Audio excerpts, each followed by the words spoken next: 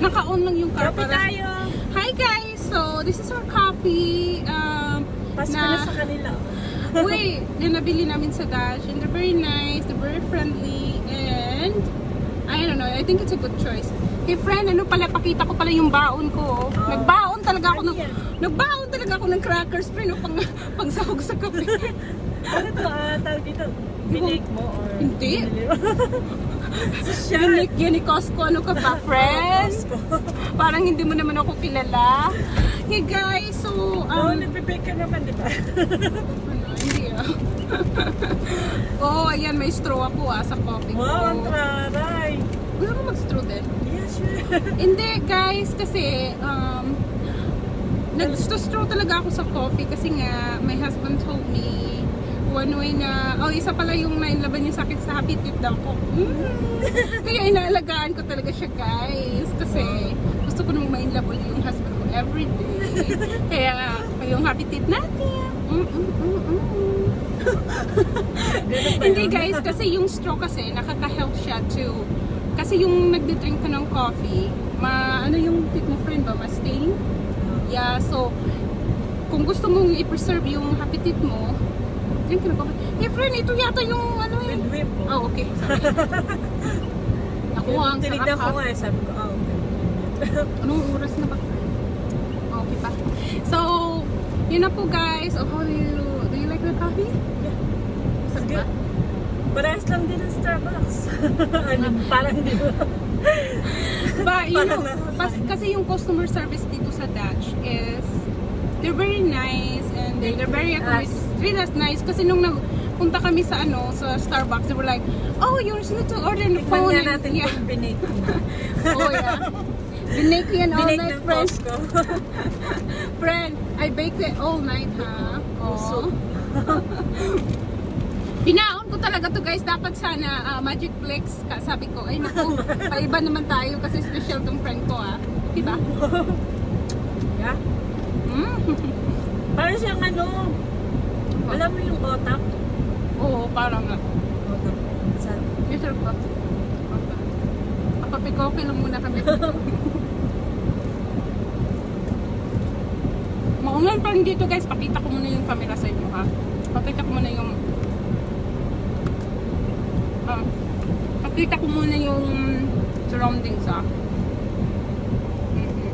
Ito yung Dutch. Hey guys, mabait nila. I love that place. They're very friendly. Tsaka, sino mo na, sarapan ba kayo? Sarap niya. Parang siyang may Parang siyang what? may egg. Oh, ito na. Ito na. Ito na naman yung friend ko. Malapit ka dito, friend. Pero tayo naman dalawa, friend. Oo, Ano masyadong Hindi, sino pala yung nasa porch niya? Yung nakatingin sa akin? Sino yun? Alam mo yun? kapit bahay namin. Siguro kala nun. Pero yung bata na to nagsasalita sa kamerang mag-isa. Kasi natawa din siya eh. Patawa yun. Patawa. Friend yun ni Curtis. Pero yun ni Curtis. Nag-work siya sa sportwear. Ang tagal. Sa may marketplace, sports, anong tawag? Oh. Sportsman. Sportsman? Ano yun, di ba? Yung mga hunting gear, mga ganun store.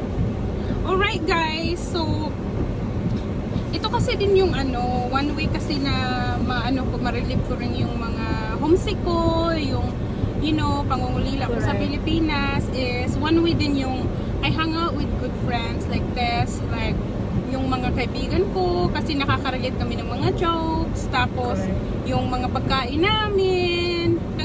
Pero hindi kami nagluluto this time kasi nga pandemic. But yeah, when I felt like homesick or namimiss ko yung pamilya ko, I just hang out with my friends to have a great time, or kasi feeling ko nakaka-relate talaga siya ng stress, or iba din kasi yung joke ng mga Pilipino, yung mga kalukuhan. I mean really, like I enjoyed having like American friends as well. They're very nice. But iba din kasi yung kalukuhan talaga ng mga joke ng mga Pilipino. Kasi iba talaga yung tawang-tawa, talagang hanggang tinga, So yeah, and I always like pick my friends, or parang inaano ko naman yung mga kaibigan ko, like si Tess. I like her energy. She's a very positive person, and ewan ko, mabait siya. So, saka maganda din, oh. Tingnan mo. No. Naman gano'n. Hindi, maganda ka naman, Tess, oh. Thank you. Magpa-40 na, anong taon ka na, Tess? 40 na ako. 40 na ako, pwede pang maging 20, may 50% discount ka.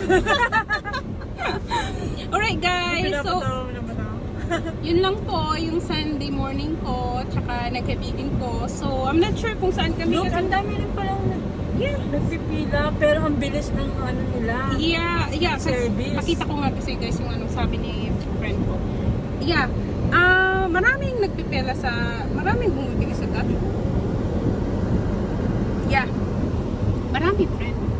Pero kasi, they're very nice, they're very accommodating, tapos they're not snobby. Like, when we got to the drive-thru, someone assessed us all like right away. Like we don't have to wait, or was being told that, oh, you have to order online. Like, Yeah. I want to have a good day and good time with my friend. I don't want that kind of treatment. So anyway, guys, yun lang po yung spending time with my friend on a rainy day, Sunday morning. So I don't know kung ano pang gagawin namin. Siguro i-drink lang namin to yung coffee. So alright, guys, bye. Bye. Subscribe.